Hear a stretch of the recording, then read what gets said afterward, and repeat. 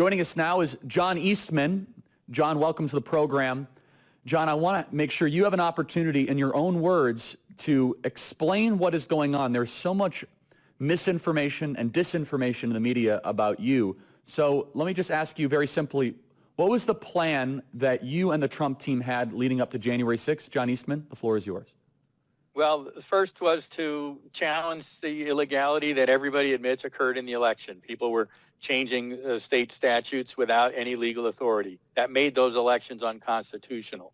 The courts refused to hear these cases, and so we recommended to Vice President Pence that he accede to requests from more than 100 state legislators to give them time to assess the impact of the acknowledged illegality. An illegality that Vice President Pence himself acknowledged in his Dear Colleague letter the morning of January 6th. He said there are numerous instances of state officials ignoring or suspending state election laws. That made it unconstitutional. And the state legislatures were asking for time to assess the impact because their governors had refused to call them into special session. And now they were coming into normal session, and they wanted a week just to assess the impact. And in that week, if they decided the impact was less than the margin of victory, they would recertify Biden electors. And the scenarios memo that I put together specifically says that. If that happens, then they recertify Biden's electors and Biden wins. That's in bold print in my memo. But everybody overlooks that. This was contingent on an investigation identifying impact of illegality in the election. This is something every American ought to support. We ought not to throw this stuff under the rug and pretend that it didn't happen. And contingent on an investigation, that's awfully rational, John, and something I haven't heard the media say. So the left-wing media and the Department of Justice, John, is framing you, someone who I really enjoy and I have a lot of respect for, and I loved our time together at the Claremont Fellowship, as the kind of mastermind of this, what they call fraudulent elector scheme. What's the truth here? Well, the truth is these electors explicitly in Pennsylvania and New Mexico in the certificate itself, and explicitly in contemporaneous statements made by the electors in the other 5 states, were contingent on this then still pending election challenges. Because if they didn't meet on the designated day, one of the Constitution's provisions says Congress has the power to designate a day for the electors to meet, and it shall be uniform across the country. So if the electors don't meet on the designated day, even if they are later certified as the actual victors, their votes may not count. And this happened once in our nation's history. There was a blizzard in Wisconsin in 1856. They couldn't meet until the next day. And the acting president of the Senate determined to count the Wisconsin electors, but the 2 houses, after the joint session was over, debated that whether that was legal or not for 3 whole days and didn't come to a conclusion. So a similar thing happened in 1960 with the Kennedy electors in Hawaii. They were not certified. They had lost the election on Election Day in November. They met anyway and cast their contingent votes. And then when the election challenge ended up going Kennedy's way, those votes were available to be counted in the joint session of Congress. So nothing untoward here. This is, both supported by historical precedent and law. But it's part of this narrative that these were fake electors, and therefore it was, a fraudulent effort to interfere with the election. Nothing could be further from the truth. And part of this also was hinging on the vice president. And from my understanding, you were encouraging state legislators to pass legislation to question, at least get to the bottom of the election results. To your knowledge, in American history, has anyone ever gone to prison or been indicted for encouraging the government to pass a bill? No. In fact, there's actually a provision in the Constitution. It's, we all know the First Amendment's free speech clause, but there's another clause, the right to petition the government for redress of grievances. We had a big grievance here, and asking the government to do something about it, or at least to look into it, is the very essence of petitioning the government for redress of grievances. So there are huge constitutional issues here, and I look forward to President Trump and his current legal team vigorously raising those defenses in response to this latest indictment. And so, John, I'm reading this trash indictment, you've been a brilliant legal mind for quite some time. I have to ask you, I mean, the speculation is that you're one of the co-conspirators listed here. Is there something you could fill us in on? Is that correct? Yeah, well, it doesn't take much to go from speculation to confirmation. They quote unindicted co-conspirator number 2. They quote a number of public documents of mine that are in the public realm. So anybody that spends half a minute looking at this stuff knows I'm co-conspirator number 2.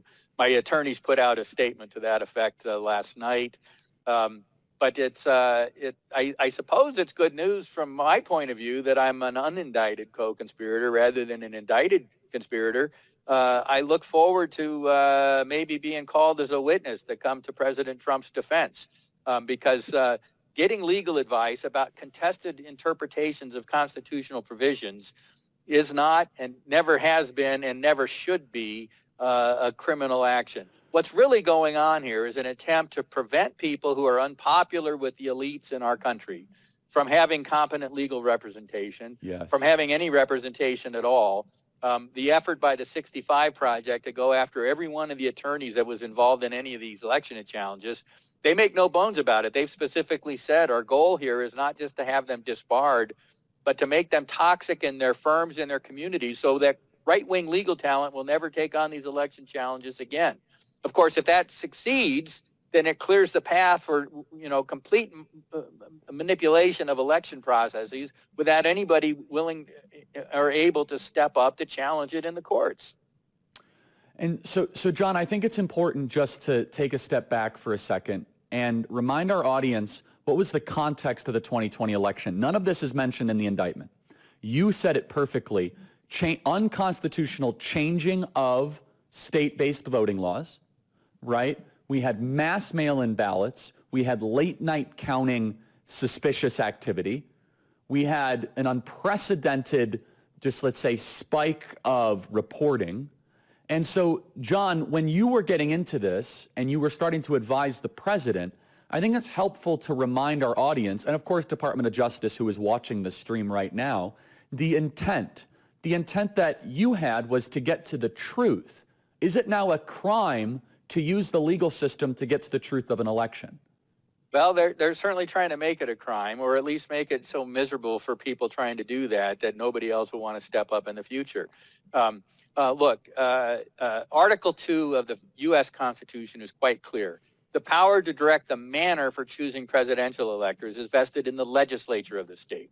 Not the Secretary of State, not the county clerk, not the Attorney General, not the governor.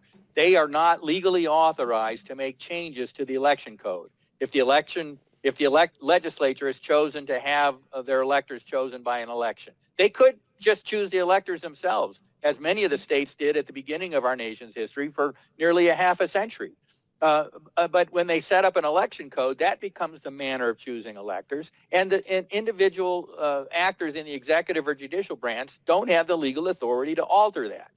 They did. They changed deadlines. They altered signature verification process, or in Pennsylvania, eliminated it altogether. They added drop boxes. They got rid of voter ID in Wisconsin. Both of those things have been subsequently held to have been illegal, which means also unconstitutional. The question, in my mind, was not whether those illegalities occurred. That's obvious. The question is whether it had an impact on the election such that politically, in order to determine who the actual winner was, they should take account of that. And in Wisconsin, the significant report by former Wisconsin Supreme Court Justice Mike Gableman identified a couple 100,000 ballots that were affected by the illegality. An illegality, for example, the Secretary of State barred bipartisan teams from observing in nursing homes, as the law required. That was not only illegal, but it opened the door for a massive and proven fraud, because the ballots that came out of those nursing homes are in many thousands of instances in the same handwriting. And so this kind of illegality opened the door for fraud. In numerous instances, we've proved the fraud occurred. And in Wisconsin, the amount of the fraud caused by that illegality was much greater than the 20,000 vote margin in Wisconsin. So this happened in all of the swing states. And the notion that we should just forget about it and pretend it didn't exist It's like that old famous movie where the guy's, big explosions going on behind him, and he says, "Nothing to see here. Move on, Yeah, move no, on." that's exactly right. So John, just a couple minutes in this segment, the piece that I think is most in public contention right now is the Mike Pence piece.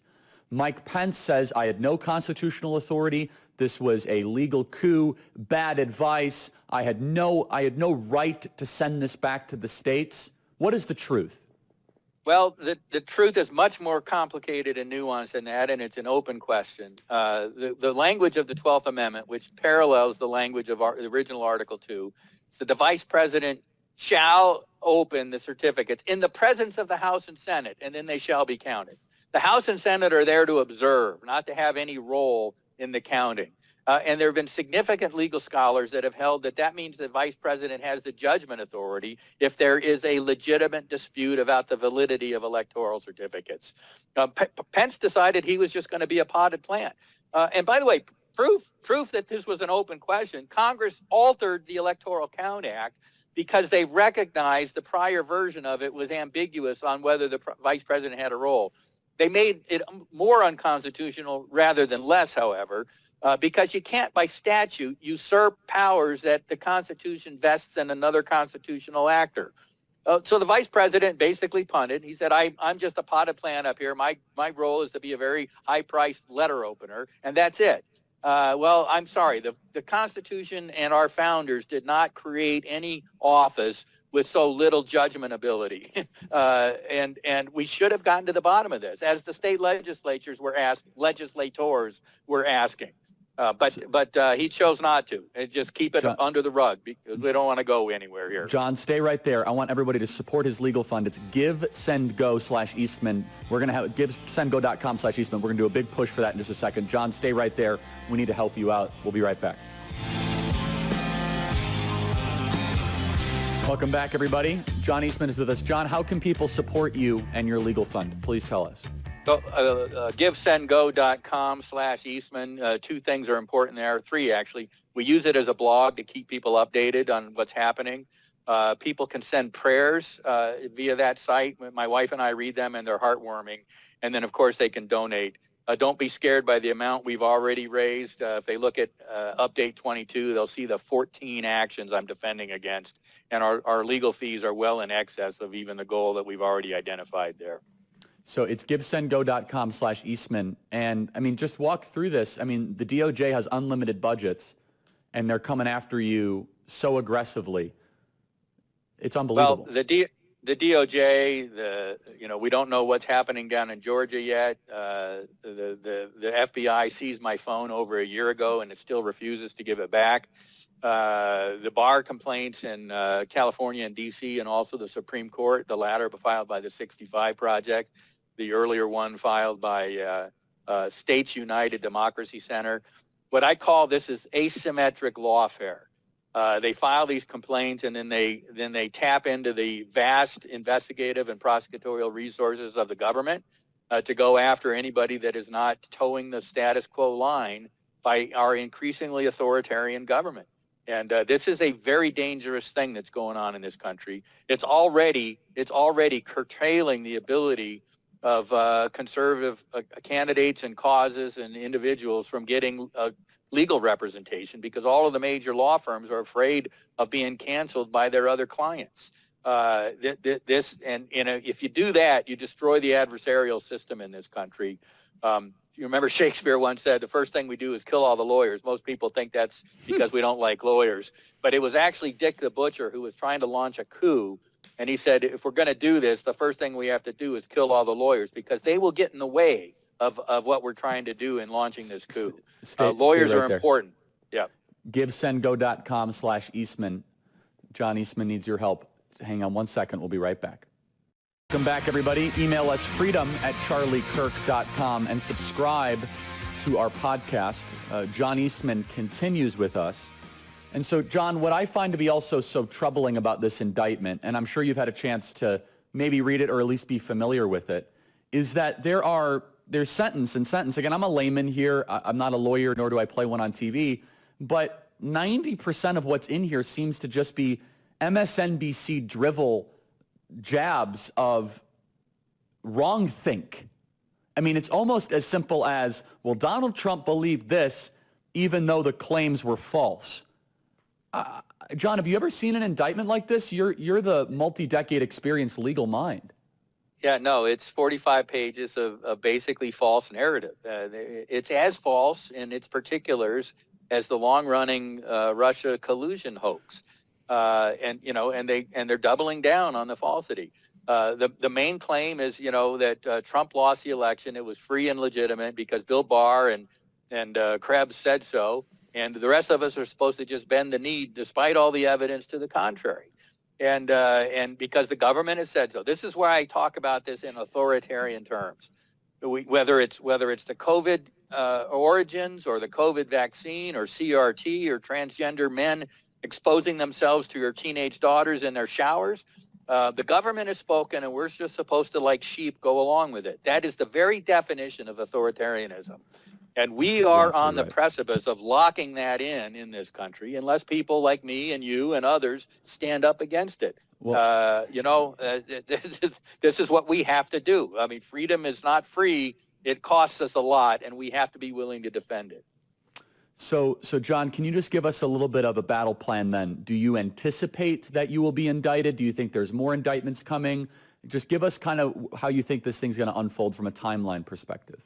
Well, there's a 5-year statute of limitation on all this stuff, so I think they needed to go after President Trump sooner rather than later because of the election calendar and DOJ policy about indictments against candidates for office. That means that the rest of us will kind of be in limbo for a while. But I also think that their main target of this whole thing has always been President Trump. The rest of us are just there as fodder if they can use us to their advantage in any way.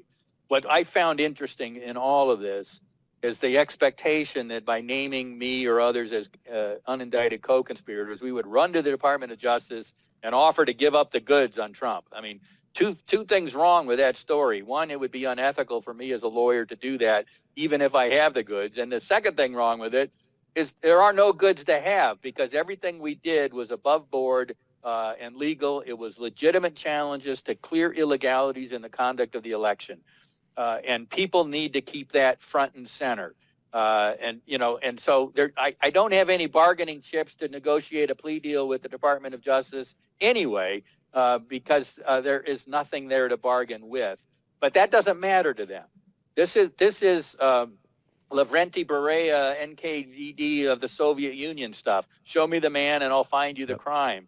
Or our own former Supreme Court Justice, Robert Jackson, who in a very important 1940 speech to the U.S. attorneys of the United States warned them against using what he called the most awesome power of the prosecutor, which is to decide not a case that needs to be prosecuted, but a person you want to go after and then scour the books to see if you can find something to go after him with. And that's what's going on here. They wanted to go after Trump because he's punching back against a deep state that has become increasingly unresponsive to the sovereignty of the American people. Just to summarize all this, John Eastman is quote-unquote involved to the extent that he wanted to ask questions about an election unlike anything we have ever seen. Final thoughts, John Eastman, and also it's givesendgo.com/Eastman. Everybody chip in. I will be. Final thoughts, John Eastman. Thank you, and thanks for putting this on the show. We need the only way we defeat this terrible step that's been taken here is to highlight what's going on and to push back with everything we've got. That's what I'm doing. I may be in a unique situation with my career and my education to be able to do that, but everybody can weigh in and help. John, God bless you. You're welcome back anytime. The entire regime is going after John Eastman right now. I hope you guys know this. Every media, intel agency, DOJ. And John Eastman, he's a smart guy. He's articulate, as you could tell, and he's punching back. John, welcome back anytime. Thanks so much. Thank you, Charlie. Take care. And congratulations on all the great work you're doing. Thank you. That means a lot. Thank you. Because now Jack Smith is saying, if you challenge an election and I don't like you and Derek Farland, we are going to have you arrested just like the commies in Cuba and North Korea do. So it's a new legal precedent. So I would expect here that if free speech is dead, then now it's dead for everyone. So now that the republic is dead, we know that the police state is here. How much time before a Republican Department of Justice targets Democrats then for this? Here is a minute and 40 seconds of Democrats doing what Jack Smith is now declared as a crime, challenging elections. You all better watch out and get attorneys. Check this out. You can run the best campaign. You can even become the nominee. And you can have the election stolen from you.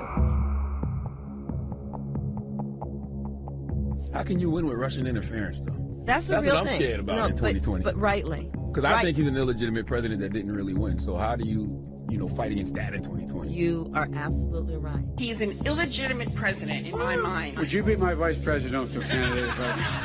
Folks, look, I absolutely agree. Trump didn't actually win the election in 2016. He lost the election, and he was put in office because the Russians interfered. Trump knows he's an illegitimate president. The president-elect, although legally elected, is not legitimate. I don't see this president-elect as a legitimate president. You said you believe that Russia's interference altered the outcome of the election. I do. We have a president who, if in fact it is proven, has been assisted by the Russians and may in fact not be a legitimate president. The one thing that Trump is fearful of when it comes to his being president is that finally we will see how illegitimate his victory actually was. I have an objection. I object to the 15 votes from the state of North Carolina. I object because people are horrified. He's an illegitimate president. Do you believe Trump is a legitimate president? What I believe is that there's no question that the outcome of this election was affected by the Russian interference. There absolutely is a cloud of illegitimacy. So that legitimacy is in question, yes. So that was a very tainted election.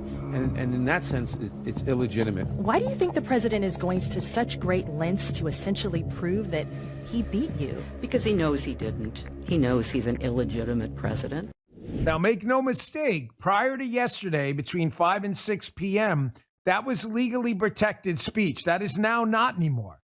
That is not legally protected speech anymore, according to the new interpretation by moron Jack Smith and Derek Farland, our attorney general in name only, two goon tyrants. That is now criminal activity. Republicans, take note. That is now criminal activity. Oh, Dan, we can't do what they can do. Bullshit. If we live in a police state, the only way to feed them their syrup of ipecac is make them live by their own rules. Zelensky's rules, right? Make your political opponents play by their own rules. Their new rules are, if you challenge an election, right or wrong, it doesn't matter. It's criminally protected. You like that syrup of ipecac? Open your mouth, assholes, because it's coming your way next.